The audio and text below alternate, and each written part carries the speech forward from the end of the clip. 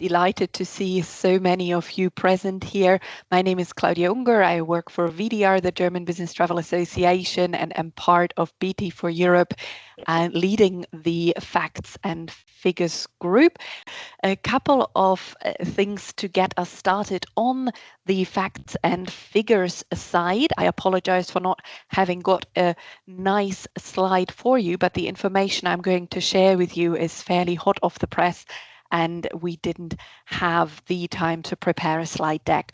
So without further ado, as you will be very much aware of, European business travel spend in Europe reached nearly 392 billion in 2025, with a projected CAGR of 6.1% throughout 2029. This information we have received from GBTA. And it's just something to bear in mind. We think that it's not a recovery story anymore.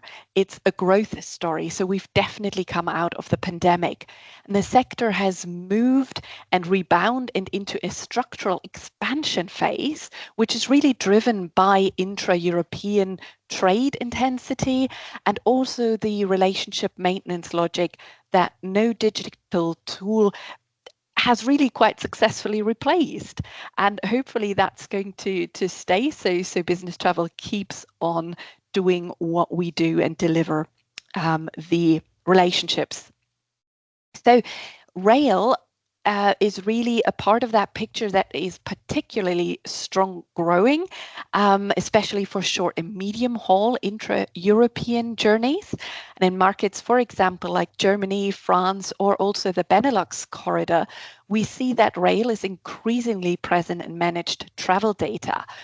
But that data is fragmented, it's within operator silos really, and frequently invisible also to corporate travel programs. For example, take a business traveler going from Frankfurt to Paris, from Frankfurt to Barcelona by rail, because it does have a little bit more spice if you go to Barcelona and not only to Paris. So that's Deutsche Bahn to Paris, SNCF to the Spanish border, and then Renfe into Barcelona. We have 3 operators, 3 booking systems, and a journey that no corporate travel management tool currently handles as a single transaction. The traveler assembles it themselves or doesn't take the train at all and flies instead, right? So that's the gap, the one ticket passenger package, which Lotten and Mark are going to go into more detail about. That's the gap that it's trying to close. And it's also a data problem in miniature, if you will, because each operator holds a fragment of the journey. None of them talk to each other. And the corporate travel manager back in Frankfurt has no consolidated record, no single duty of care flag, and no clean carbon calculation. And here's really the foundational problem that rarely gets said out loud. We don't even have an agreed European definition of what business travel is. If you ask Deutsche Bahn or Eurostat or a corporate travel manager or even a GDS, you'll get 4 different answers, or however many more than who you asked. One journey, one ticket sounds straightforward, but if we can't agree on what counts as a business trip, we can't measure it and we can't regulate it effectively. We certainly can't build data infrastructure around it. So the one ticket proposal is being constructed on top of a definitional vacuum. And that's where the Fact and Figures group is trying to address, and it's why the data work has to run in parallel with the legislative process and not just chase after it. So as I said, in a moment, Lotten and Mark will give you more information about the passenger package and in particular, the One Journey, One Ticket initiative. Before we come to that, the Facts and Figures group work is directly relevant to policy. The One Journey, One Ticket initiative is entirely dependent on data infrastructure that currently does not exist at European scale. We don't have a shared taxonomy for multimodal journey segments, and we don't have comparable disruption data across operators. What we do have is Count Emissions EU, which gives us a single calculation methodology across all transport modes for the first time. And that is genuinely significant. But a methodology without consistent underlying data is only half the solution. The carbon footprint of a combined rail and air journey can only be calculated accurately if the segment data from both operators is available, standardized, and attached to the right journey record.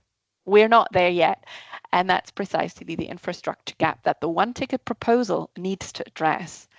So before one ticket can work in practice, the data has to work in practice. And that's what we're pushing for from a research and evidence perspective. And now that was my little insights into business travel, into the data, into the trends, what we see. So the most important bit is that rail is catching up and overtaking planes and air transport in some cases. What we've seen as VDR, we run a study with 800 travel managers, and that's certainly the picture that has been painted for us. And I'm very much hoping that Mark is online and is going to appear on camera somewhere. Exactly. So it's a good moment to maybe just come on to the section on the Commission's proposals, the so-called passenger package. And looking forward to getting stuck into that. And as I understand it, there's sort of three elements, really. One is that you'll be able to book across operators. Single booking will be enabled. In other words, that single ticket piece, that full passenger rights across all the journey, and that's a new thing. So even if you book multiple tickets, albeit in one ticket, your rights will be protected. And then probably the biggest and the most controversial will be for platforms to have a new obligation to provide data access for all the options, including aviation, as I understand it. Neutral displays, in other words, they can't favour some options or modes over others. And for us also, quite importantly, for the first time, they'll be required to present where it's available greenhouse gas emissions and rank travel options accordingly. So it's a massive package. And does it go, and the question to you both really, does it address our concern that we want to finally make seamless European travel, particularly European cross-border travel, realistic? Does it meet overall your asks as BT4Europe? Maybe start off with Claudia first, and then go on back to Lotten. Yeah, thanks, Mark. I think it makes it structurally possible for the first time. But I still fear there is a bit of a gap between possible and realistic. And that gap between is the implementation, and we'll just have to see what is realistically being implemented and how can we use it for it then to be as seamless as we hope it to be. And that might just take a little bit of time before we get there, but it's a fantastic start. Lotten, do you share Claudia's welcome, albeit a cautious one? Yes, no, I'm thinking the same. It's a great start. It's an ambitious agenda, but we've still got a long way to go. So at this point, for everyone who's not familiar with how it works in European legislation, we've now had a proposal, or three proposals in one package, and it's now open for feedback from citizens and stakeholders. It's going to be reviewed by both the Parliament and the Council. There'll be amendments proposed, there'll be clarifications written, and then all this needs to be agreed on. So we're not there yet, but we've got something very good to sort of base our discussions around. And I guess this is where everyone in the on the call can have their say too. If you want to raise a question in the chat, please do so. We'll either handle it now or we'll get back to you, because I know we'll be getting lots of questions about Lotten, as you said, this process that's now been launched. It's only the beginning of the process. There's a little way to go, and everyone can now have their say in terms of influencing the position of member state governments and indeed the European Parliament. If I come back to Claudia, do you think this measure will address some of the data concerns that you've outlined earlier, and you've been very focused on in your role as the chair of the Facts and Figures Working Group of BT4Europe? Well, I would hope that it does, because really when the data piece isn't thought through prior to making the implementation, it's just possibly going to to take up more time to reinvent it. It's like, you know, saddling the horse from the back, really. So I really hope that the process is going to give due diligence to the data constraints that we have at the moment, to the fragmentation that we see, that the supplier silos that we have, that I have mentioned, and this layer of complexity that you don't have just an operator and a traveler, but especially in business travel, you have the company, the travel manager who sits there, and you also generally have a third-party booking tool or a TMC that sits in the middle as well. So there is a lot more complexity than it's just on the leisure side, where the person on their phone usually books their trip. And I'm hoping that with this initiative and us from BT4Europe can really showcase that the data needs to be solid and grounded for this initiative to be a real success. Solid and grounded, Lotten. Good point to bring you back in. Do you think it will be solid and grounded for those that have to manage corporate travel programs? I mean, it's focused on the passenger, but will it also address maybe the different needs of corporate travel programs? Yeah, we hope so. Today, when you book cross-border rail, it's not. It's a puzzle that you very often lay yourself. The booking tools don't have everything on offer. You might have to go to .com websites to book. You might have to pay in different currencies. It's difficult to compare trips and alternatives. So yeah, there's a lot in here that could be really good for us. Many pain points that we can address in these proposals. So I guess one ultimate test, will it mean in the end that for business travel, the option of a cross-border rail ticket and a journey becomes a real credible, practical, affordable, protected option? It definitely is. I mean, it's the ambition of the Commission, and it's realistic. It needs to be. I mean, the rail needs to become more accessible and reliable, but it's possible for flights under 2 hours with good connectivity that can easily be converted to rail. So city center to city center journey on a train for 45 hours, that can compare to a 2-hour flight, which requires time before at the airport for check-in and security. So I think rail can become a true alternative to air for business travel for many reasons. But we do need to get this in place with the one ticket, and definitely with the passenger rights. And Claudia, you broadly share that optimism, and maybe going back to the data piece, I guess it's absolutely essential, therefore, they get the data right and they get that credible, authoritative data connected live into this new approach. Yes, I just wanted to also say, I mean, we see cross-border rail already taking off, and it's not easy, but it is wanted, and travelers book this despite the concerns and despite the unseemliness. That's the wrong word, but you know what I mean. It's not seamless, and still people are doing it, which just goes to show that they want rail and they want that option not to have to fly in certain cases. And I think the constraints that Lotten already mentioned, they are also those passenger rights, or for example, if you go from, I'm going to say, Stockholm to Paris, you kind of have to go through Germany. And I have to admit that the Deutsche Bahn, the German rail service, is fairly late. I think everybody knows that, and it's not a secret. But if you have puzzled together and pieced together your journey yourself, your connection into then to get to Paris is not protected. So you would have to buy a whole new ticket if you do miss that connection because of a late train in Germany. And those kind of things are going to be much better resolved going forward when this comes into play.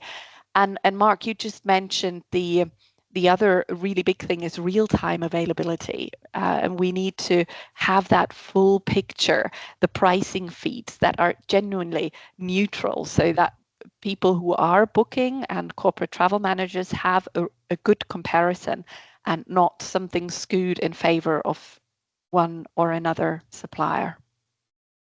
Perhaps we'll turn now to the opportunities and risks that we face going through this process for the next few months, maybe 2 years or whatever, however long the legislative process takes. Back to you, Lotten. How relevant do you think all this is for duty of care that companies have?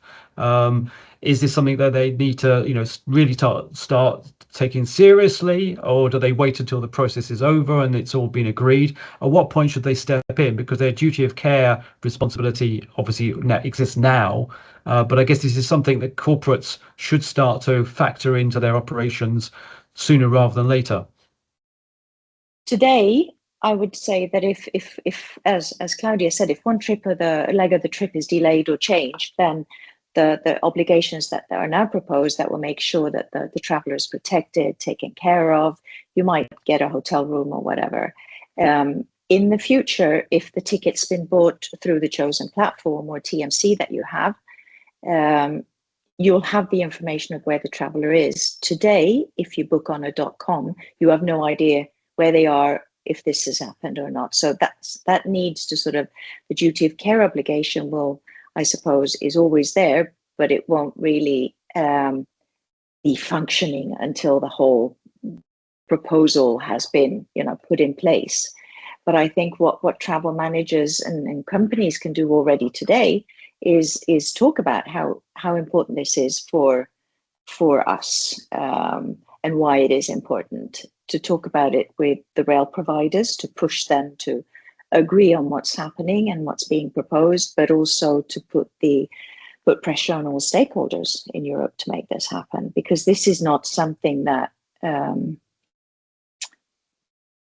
there are so many parts in these proposals. There's so many parts at play that there's going to be discussions around these, and we need to be speaking up just like everyone else.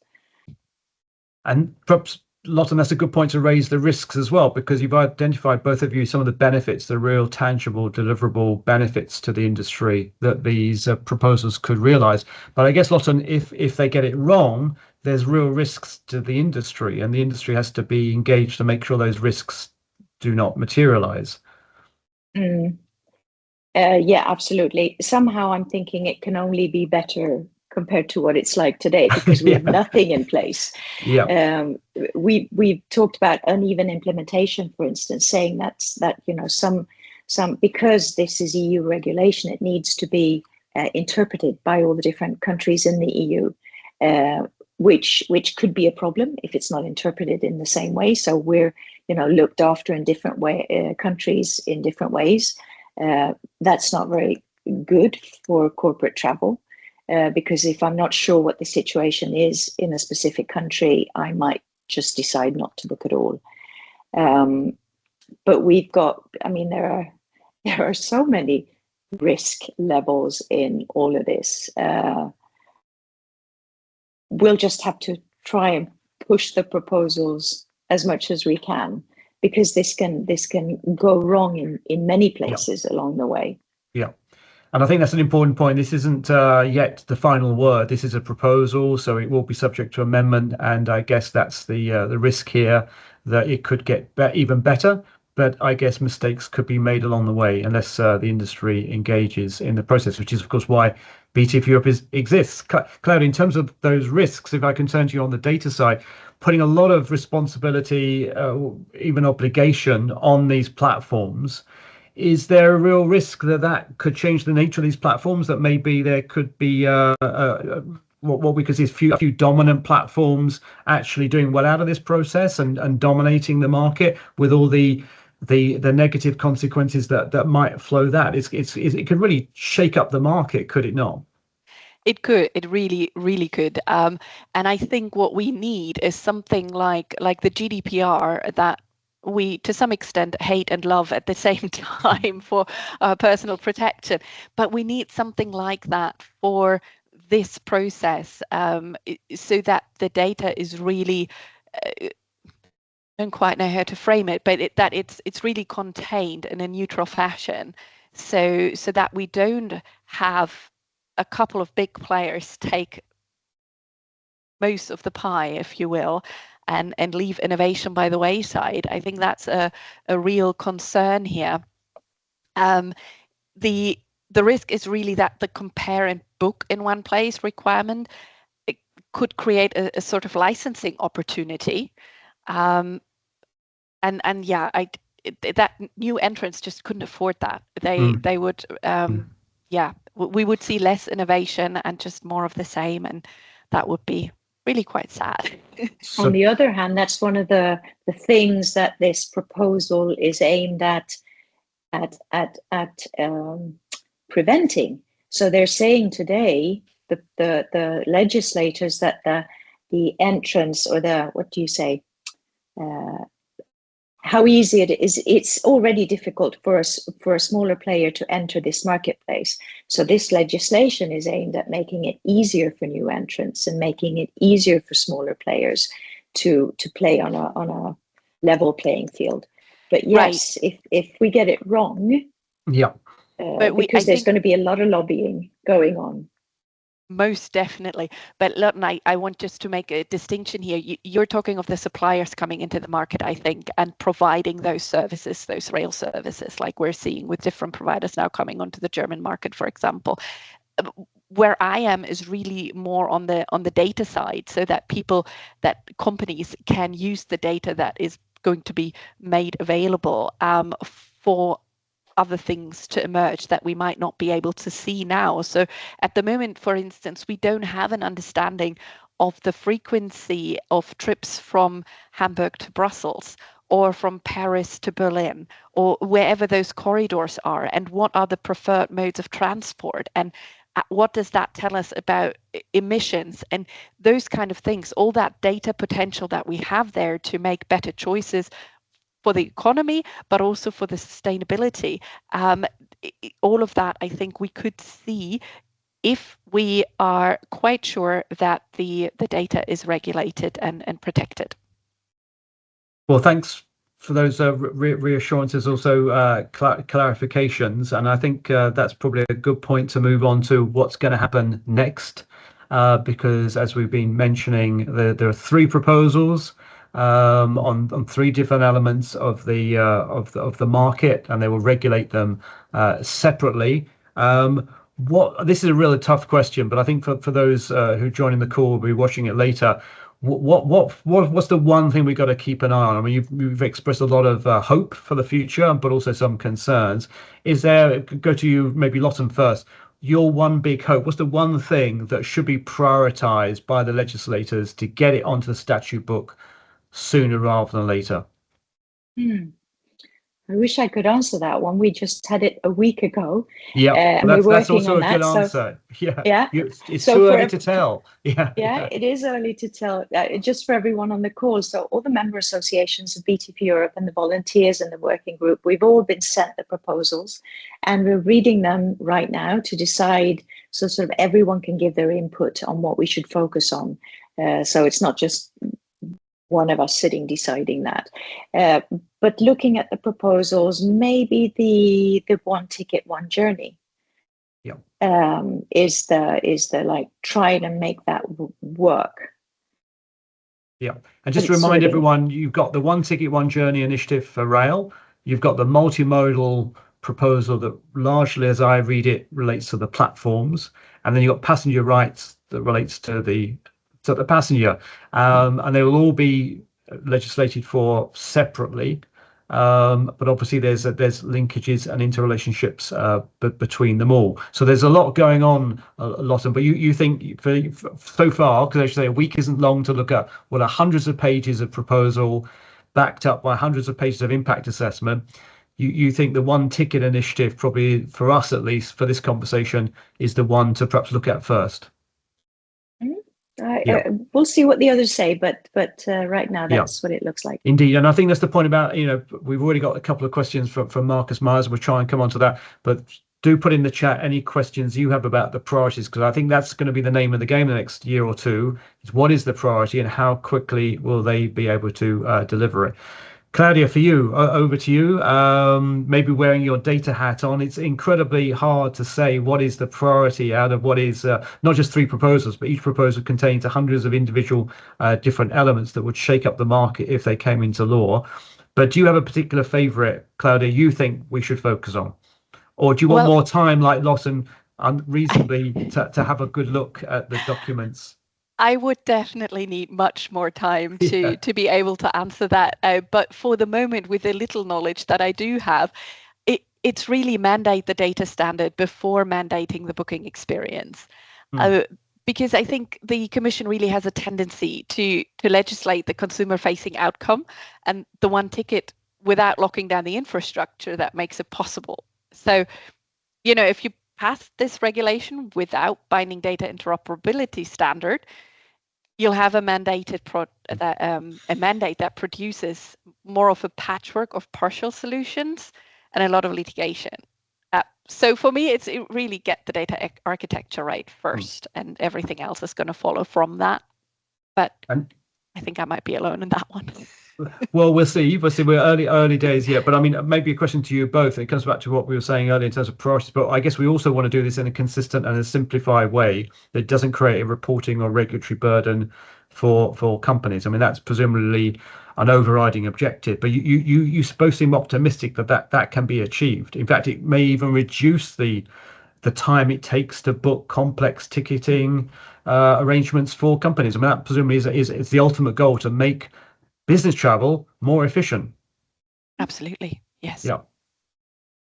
Easier said than done, perhaps. Easier said than done. Yeah.